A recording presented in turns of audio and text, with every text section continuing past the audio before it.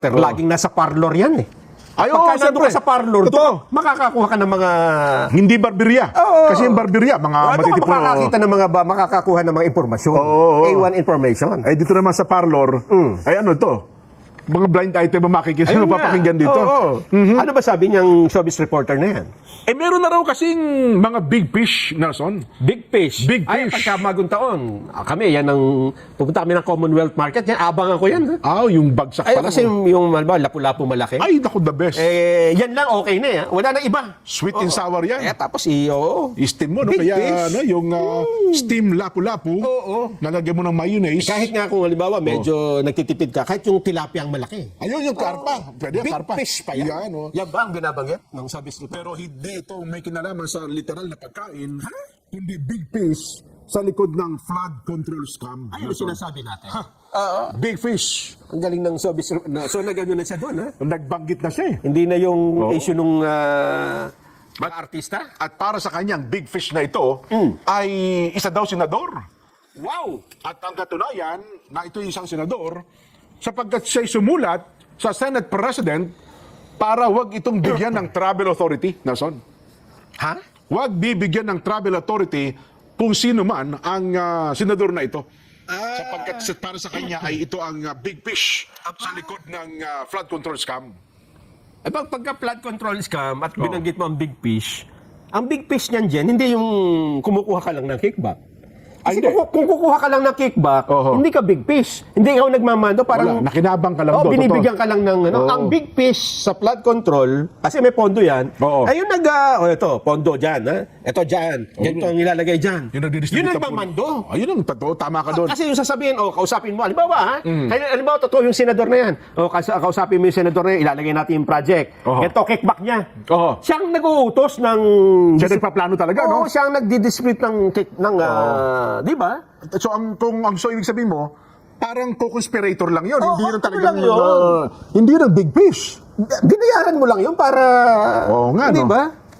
Oo nga, may Tao mo lang yun. punto ka nga sa bagay na yan. Pero Kung para ang sa... tinutukoy ay kumuha lang ng kickback, Oh. hindi pa big fish siya sa isang sindikato, di ba? Nakinabang lang siya doon sa, kumbaga, isa lang siya sa mga nakinabang. Yes. Oo nga, no? Oo. Hindi pa wala pang mastermind dyan. Ay, pero... Hindi nga kanang kamay ng mastermind dyan eh. Hindi, pero para sa kanya, big fish na ito, Dason, kasi aktibong senador daw eh. So, ang batayan niya, yung pwesto, hindi yung nag-isip ng masamang bagay. Pagka Di ganyan, ba? galunggong lang yan.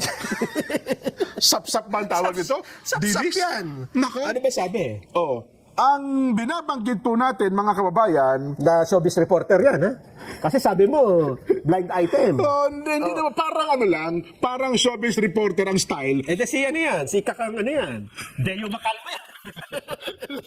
Ano yung blind item? Yun nga, may mga bubwit na pinakalit yan, ha? Siya ba yun? Pero ito, hindi bubwit ito. Ha? Kasi makapangyarihang tao ito, Nelson eh. Makapangyarihang tao ito sa ating bansa. At may kapangyarihan itong manghuli, at may pala magkaso, at kung ano-ano pang mga taong gumagawa ng katiwalian sa ating pamahalaan. Talaga, ha? Opo.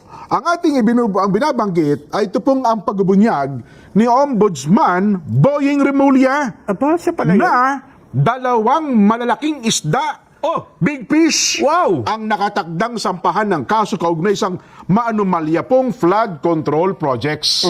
Yan sabi niya on the big fish, may isa tayong tingin kong hinog na hinog. Papasok na. Ba? May isa pang yung PI na na-delay ng konti. Pero malapit na din yon. Marami pa tayong ibang inaay na cases, kaya within the next few days, maraming ifa-file sa Sandigan Bayan at sa RTC.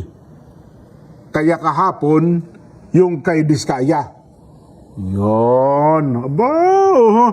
Ayon po kay Senador Ombudsman Boying, hindi niya pinangalanan, Nelson eh. Nga? Hindi po niya binanggit kung sino-sino ang mga senador na ito. Pero Blind item. kinumpirma na nagpadala na po siya ng liham. Kaya natin nasabing senador, kaya sapagkat siya nagpadala ng liham kay Senate President Tito Soto upang pagpigilan ang pag-alis sa bansa ng isang senador. Huwag daw pong bibigyan ng travel authority. Sa panig po naman ni Senador Tito Soto, ang ating Senate President, Walaan niya ako natatanggap na sulat. No, son. Wala, Jen. Oh. At nilinaw din po ni SP Soto, hindi kailangan ng travel authority para sa personal trips ng mga senador sa ibang bansa. Ayon. Nako, yun po ang sinasabi. So, hindi mo na niya kailangang ikaw ay sumulat sa akin para maglabas ng travel authority kasi hindi naman kinagawa ng mga senador yan eh. Yun. Na humihingi ng travel authority sa Senate President. Di ba? Ang sakop lang yata ng travel authority, yung mga Civil Service Commission. Yan. Oo. Tama ka Nasa dyan. Mga executive, empleyado ng gobyerno. Opo. Oo. Nako. Ang tindi. So, walang tinukoy kung sino yung huhulaan nyo na lang yan. Kasi nabanggit niya ata ito sa kanyang programa sa radyo. Hindi naman niya sinabing kapatid mo yun, kasi yung kapatid ata nung senador na tinutukoy niya, kasama sa programa eh. Hindi ko lang alam nung kung araw na yun, yung present. Doon. Doon sa kanilang programa. Yun. Pinakamabuti, Nelson, mamahagi muna tayo ng lugaw. Masarap yan habang may malamig ang panahon. Yun hong mainit na lugaw. Bakit po natin nasabi? Kasi po, namahagi ng hot meals o PPA lugaw ang PPA Port Management Office ng NCR North para po sa mga na-stranded na pasahero na namalagi